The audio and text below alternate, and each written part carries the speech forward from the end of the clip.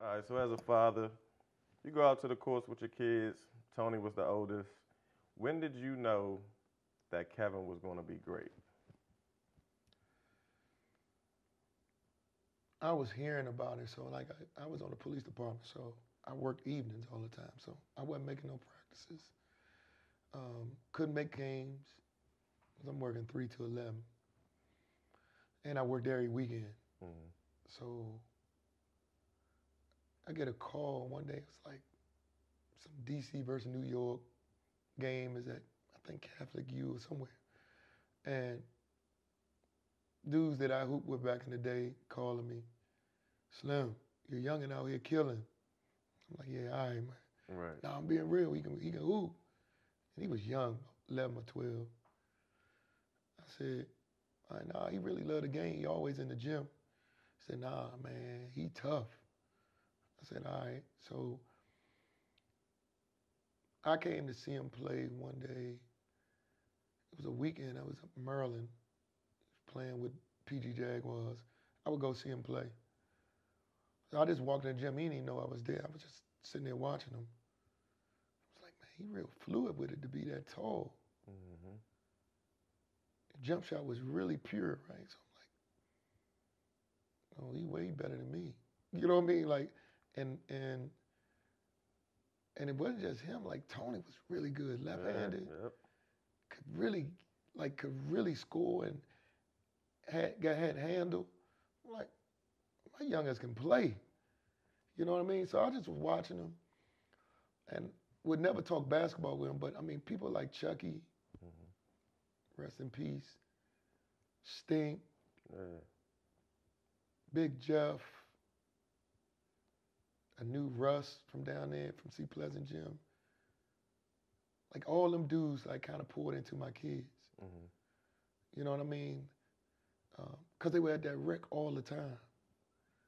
And man, I thank God for them dudes. You know what I'm saying? Because I would have messed my youngins up Why with you my say that? ego.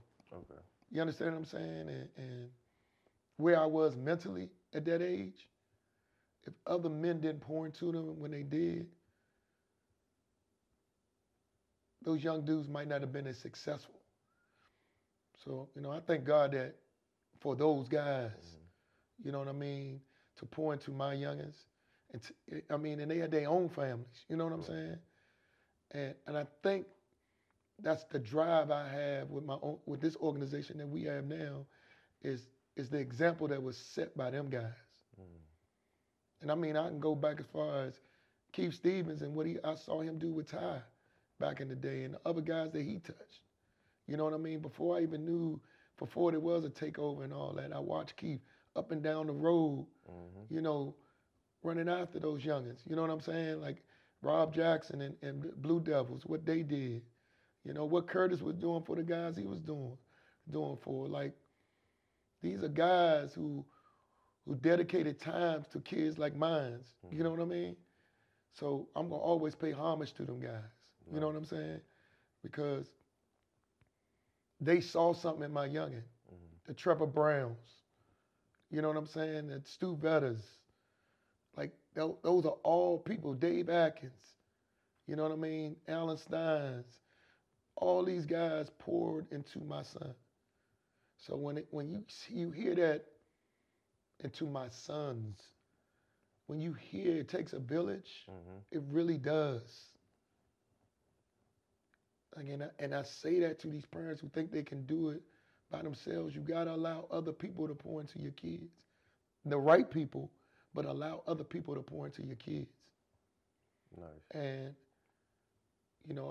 I would be selfish not to say that all these people that I name, and I'm probably missing some people, they were all a part of his success, Mm-hmm. both of their success. Because Tony went away to military school at St. John's military school in Kansas on his own. It was tough. The time I went to go see him, when I left, he'd be in tears because he by himself. But he hung in there. Then he ended up going to junior college out that way, paved his own way. So I sometimes get upset when people downplay what Tony has done. Because I don't think a lot of people understand his story. You know what I'm saying? Like, that young fella, man, did a lot on his own and then sacrificed a lot for his brother. You understand? You being the older brother of a superstar and people looking down on you, but don't know your story. Like, went to junior college, did his thing in junior college away from home, and then got a scholarship, full scholarship to go to Towson, played 2 years at Towson. And because a coach had jealousy about his son, about his brother, didn't play him his senior year. Didn't give him an opportunity on his senior year to shine so he could make money at a craft that he wanted to do. But my son didn't complain. He didn't complain one bit. He hasn't complained. But I hear people saying, "Oh yeah, he just riding with his brother." He sacrificed for his brother. Just like every one of us had to make a sacrifice and stop what we were doing because he needed our help at the time that he needed it. But it's especially Tony. And I really get upset when people want to talk down towards him because that boy made a sacrifice for his brother. He did. So, but when you talk about when I saw it, it was one day up Central. He was playing in a summer league with National Christian. And I was just sitting there. And I just watched him just dominate. And it was easy for him. And when it became so easy that he could score 20 easy and not exert a lot of energy, and I used to yell, like, green room. I just knew it. And he would get mad at me because he's just a real humble kid. Yeah, definitely. You know what I'm saying? I learned a lot from his humility. It made me humble myself. It's like, man, don't say that. Stop saying that. Why do you think he said that? Because he didn't want it to get messed up. So he knew at that age what he wanted to do. He wanted to be a pro. Oh, he knew earlier than that. His work ethic was amazing. So when people talk about, well, how'd your son get so good? He was blessed with a skill set.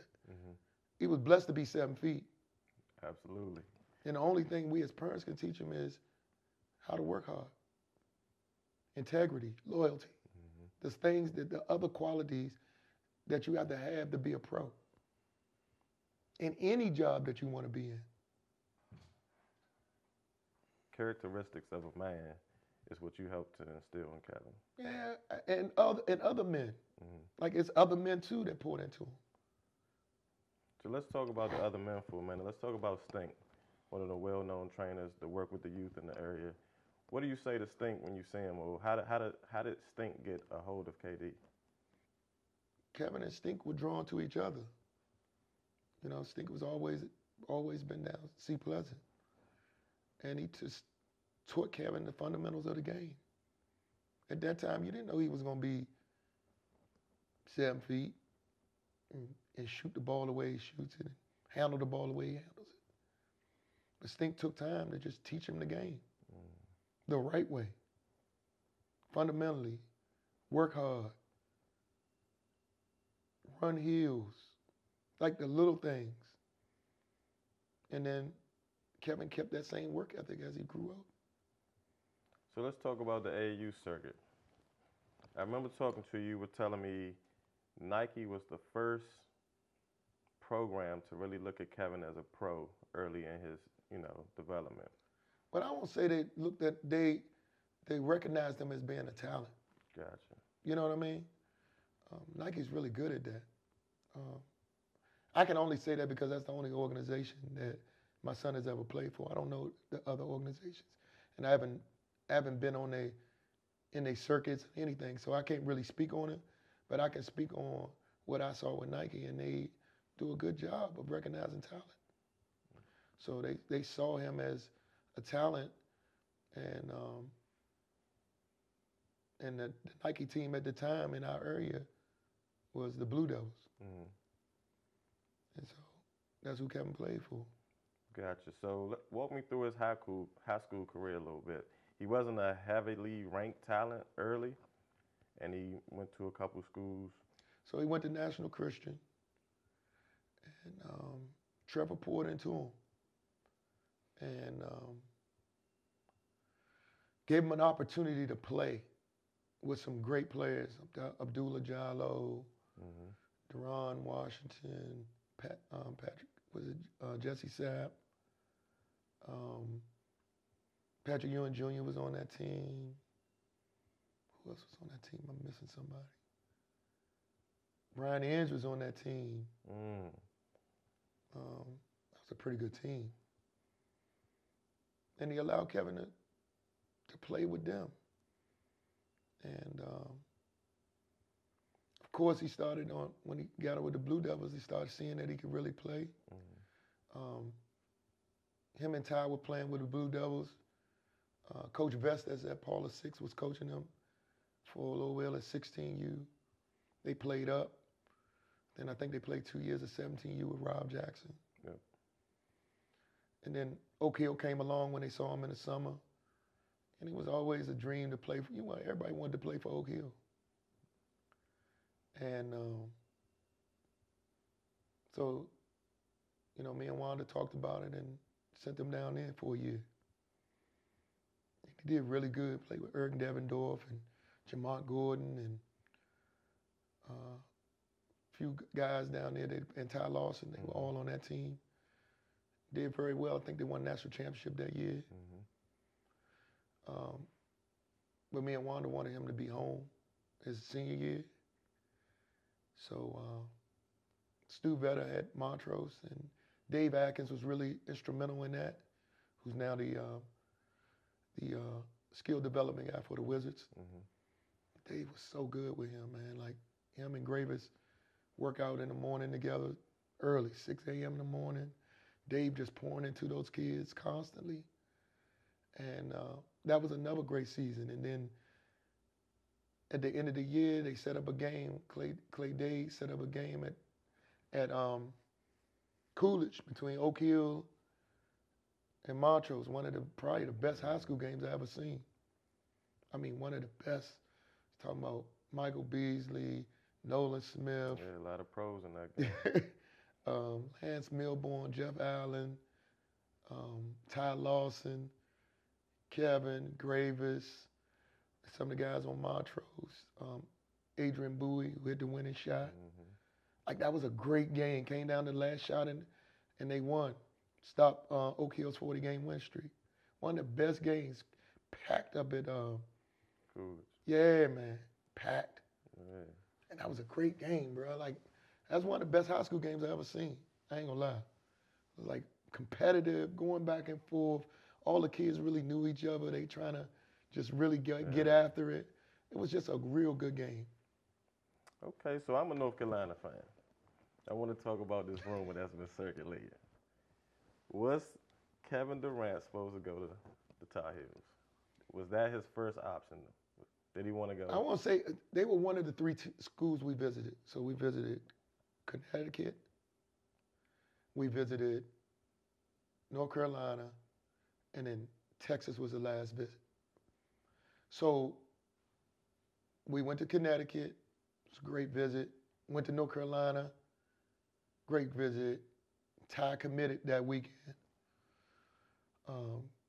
Kevin was really thinking strong about committing, but we promised Texas that we would come down and visit it. So that following week, boom, we go fly down to Texas on a Thursday. Kevin and Rick Bonds really kind of hit it off. Russell Springman did a great job of recruiting them. And that was the history. But it was an opportunity for him to go to North Carolina. He liked his visit to North Carolina, and Coach Williams did a great job on the visit. But I think for Kevin's progression, Texas was the spot. At the time, LaMarcus, Daniel Gibson, P.J. Tucker were leaving. Kevin was going to have to be the man with him, Damian James, DJ Augustine, all the guys that were there. And it turned out to be a magical year for him. But yeah, North Carolina was one of his choices. At this point, Kevin has decided to enter the draft. It's draft night. What's going through your head as a father, and what is going through Kevin's head as well? Well, I can't tell you what's going through Kevin's head, but I can tell you as a father, as a historian of the game, and watching it,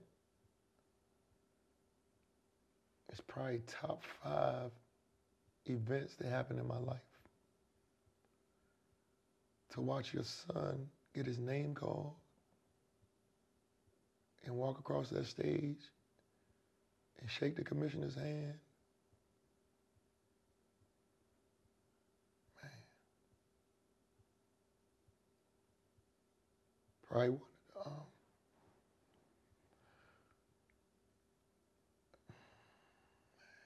it's like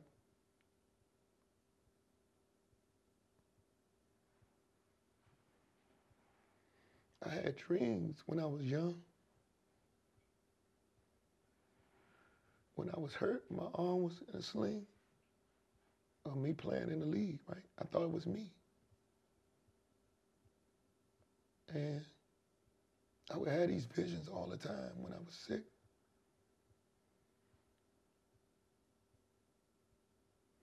And every time the face turned around to look at me, was no face there.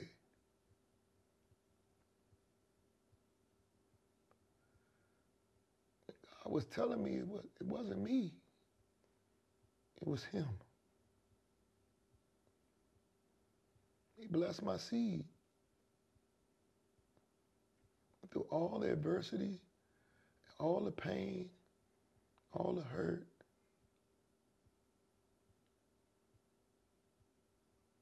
this kid got there. Through all the mess he had to go through, dysfunction from his dad, having to do some of this stuff without me being there. And God allowed me to share that one moment with him. I'm blessed, man. Like, I'm just blessed.